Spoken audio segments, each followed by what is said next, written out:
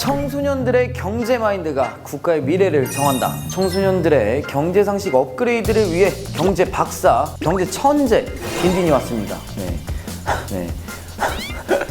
우리 중학생들도 이제 만 14세가 지나면 부모님 없이도 혼자 은행 가서 통장을 만들 수 있을 만큼 경제 생활에 완전 주체가 됐는데요. 그렇다면 좀 더 책임감을 갖고 경제 공부에 임해야 됩니다. 제가 가르치는 거를 조금 더 흥미롭게 좀 공부를 해주셨으면 좋겠습니다. 그렇다면 오늘도 흥미있는 경제교실 시작하겠습니다. Let's get it!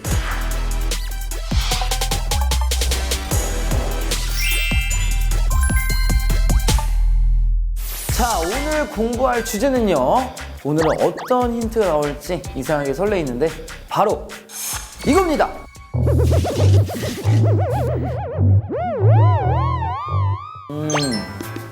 오, 햄버거가 들어왔네요. 이것도 뭐 며칠 된 건가요?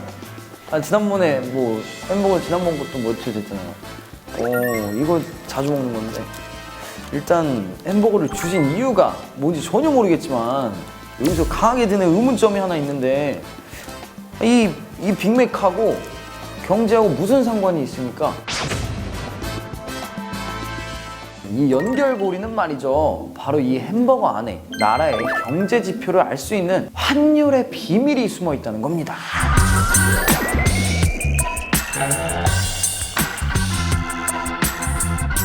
우선 환율이란 나라마다 쓰는 말이 다르듯이 돈의 모양과 이제 단위도 다른데요. 자, 우리나라는 원, 중국은 위안, 일본은 엔, 미국은 달러, 그리고 베트남은 동을 쓰고 있습니다.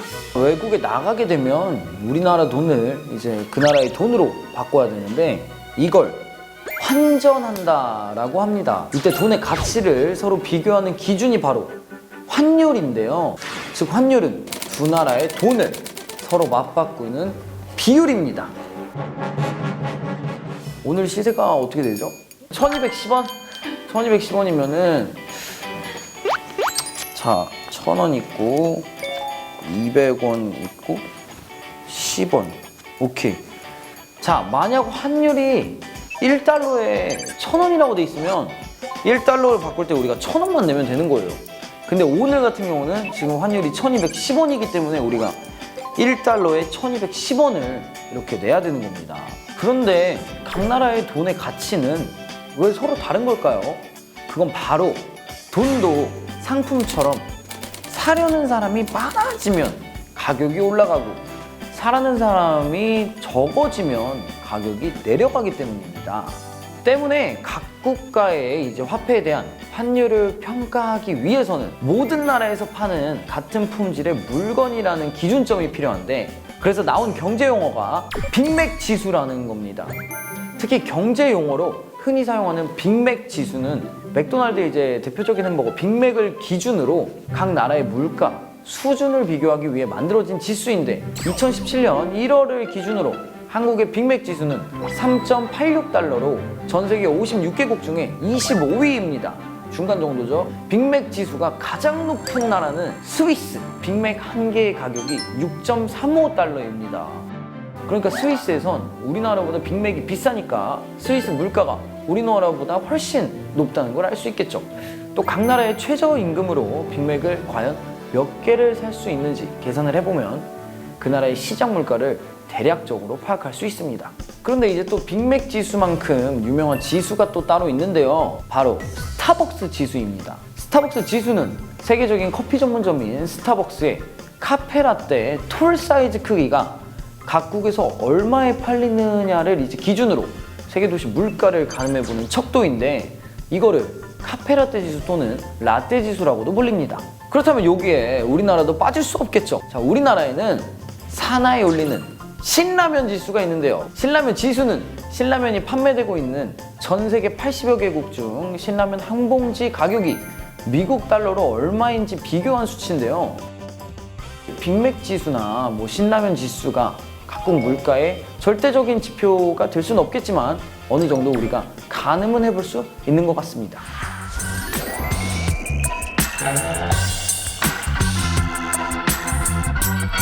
어제는 달러 값이 1,100원이었는데 오늘은 1,200원이잖아요. 100원이나 더 올랐어. 이럴 줄 알았으면 어제 미리미리 바꿨으면 100원을 내가 이익을 보는 건데. 이렇게 환율에 따라 이익을 보기도 하고 손해를 보기도 하는 걸까요? 그러니까 2천만 원짜리 자동차를 달러가 1달러에 1,000원일 때는 2천만 원에 살 수 있는 걸 1,200원일 때는 우리가 2,400만 원에 사야 된다는 겁니다. 그러니까 환율 때문에 그냥 앉아서 400만 원이 날아가는 거예요. 그러니까 이 환율이 사실 우리한테 별거 아닌 것 같지만 어마어마한 차이가 납니다. 그렇다면 환율은 누가 정하는 걸까요? 과거에는 많은 나라들이 정부에서 환율을 결정했습니다. 이렇게 정부가 환율을 결정하는 것을 고정 환율 제도라고 합니다. 그런데 고정 환율 제도를 채택하면 외국 돈의 가치가 정해지고 환율과 관련해 일을 하는 사람들이 혼란을 겪지는 않지만 빨리 변하는 세계 경제 흐름에 제때 반영하지 못한다는 부작용도 있습니다. 국제거래가 전체 경제에서 차지하는 비율이 그다지 높지 않았을 때는 이런 문제가 큰 걱정거리가 되지 않았지만 국제거래는 날로 증가하고 있고 세계 시장은 날마다 국경을 넘어 온갖 물건들이 거래되는 세상입니다. 이럴 때는 외국 돈과 우리 돈의 가치 변화를 바로바로 환율에 반영할 필요가 있습니다. 때문에 우리나라는 지금 외환시장에서 환율을 결정하는 것을 따르고 있습니다. 즉 외국 돈이 거래되는 시장을 외환시장이라고 하는데 외환시장에서 외국 돈을 구입하려는 사람과 판매하려는 사람들이 그때그때의 사정에 맞춰 가격을 조정해서 결정하도록 하면 외국 돈이 과도하게 남아돌거나 부족해지는 일을 우리가 미리 사전에 막을 수가 있겠죠. 이렇게 환율의 결정을 외환시장에 맡기는 제도를 변동 환율 제도라고 합니다. 하지만 변동 환율 제도에도 문제점은 있어요. 환율이 날마다 바뀌기 때문에 환율과 관련한 결정을 내리는 일이 매우 복잡하다는 겁니다.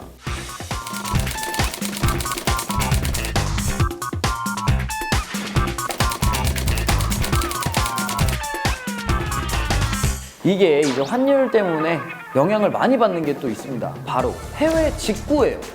여기서 해외 직구란 해외에서 판매 중인 상품을 소비자가 직접 온라인으로 구매하고 국제 배송을 통해 받아보는 것을 말하는데 환율이 오르면 해외 직구를 할 때 그만큼 우리가 돈을 더 많이 내야 되니까 손해를 보더라고요. 그래서 이게 은근히 신경이 많이 쓰입니다.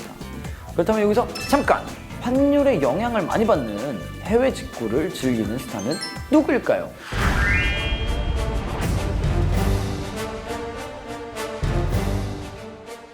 우선 우리 연예인들이 해외 직구로 가장 많이 사는 것이 바로 리미티드 에디션 신상 운동화입니다.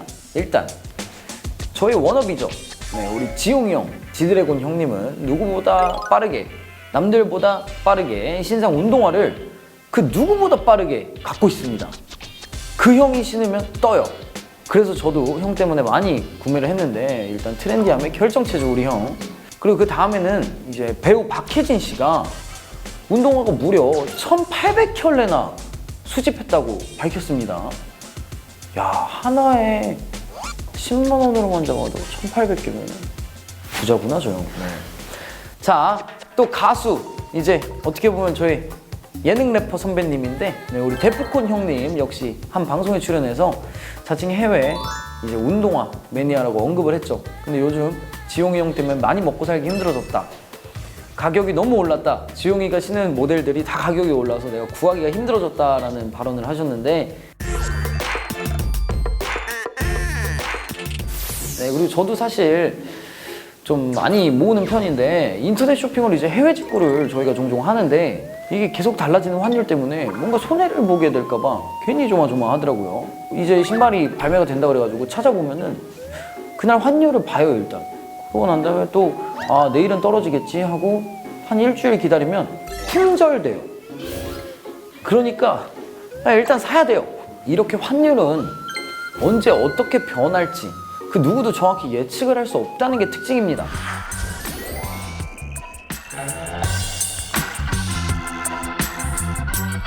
그렇다면 환율의 상승과 하락이 우리 경제에 어떤 영향을 끼치는지 한번 살펴볼까요? 첫째, 환율이 상승하면 수출하는 상품의 경우엔 가격 경쟁력이 생겨서 수출이 증가합니다. 자, 예를 들어서 $1 환율이 1,000원에서 1,200원으로 상승했을 때 1달러 볼펜을 팔면 예전엔 1,000원이었지만 이제는 1,200원을 받게 되는데요. 그만큼 이제 가격의 경쟁력이 생겨서 수출이 늘게 되는 거죠. 둘째, 수입하는 상품의 경우엔 수입해 오는 가격이 비싸져서 수입이 감소합니다. $1 환율이 1,000원에서 1,200원으로 상승하면 10만 달러짜리 상품을 수입하려면 1억이 아니라 1억 2천만 원이 필요하게 되는데 그만큼의 손해가 생기니까 당연히 수입은 감소를 하겠죠. 이처럼 원화 환율 상승은 한국 경제의 동전의 양면과 같습니다. 특히 우리나라는 석유나 나무 같은 원자재를 거의 모두 수입에 의존하는 국가인데 따라서 환율이 상승하게 되면 원자재 구입에 돈이 더 필요하게 되는데요. 생산자들은 그만큼 재료값 비용 부담이 커지기 때문에 제품의 가격을 올릴 수밖에 없고요. 자연스럽게 국내 물가도 상승하게 되는 겁니다. 기름값이 그래요. 기름값이. 환율이 올라가면 기름값이 엄청 올라가요. 특히 저같이 운전하는 사람들은 이 기름값이 진짜 환율 때문에 올라갈 때마다 정말 스트레스 받아요, 진짜.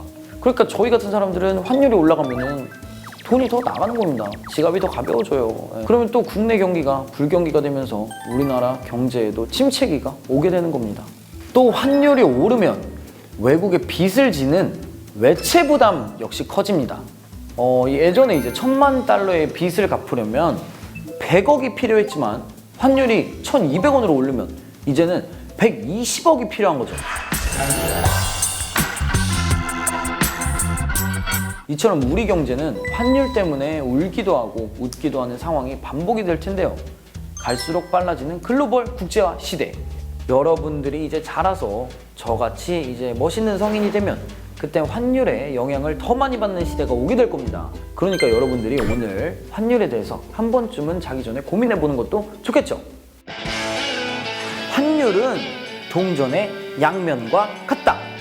환율이 오르면 원화 가치는 하락하고 환율이 내리면 원화 가치는 높아진다.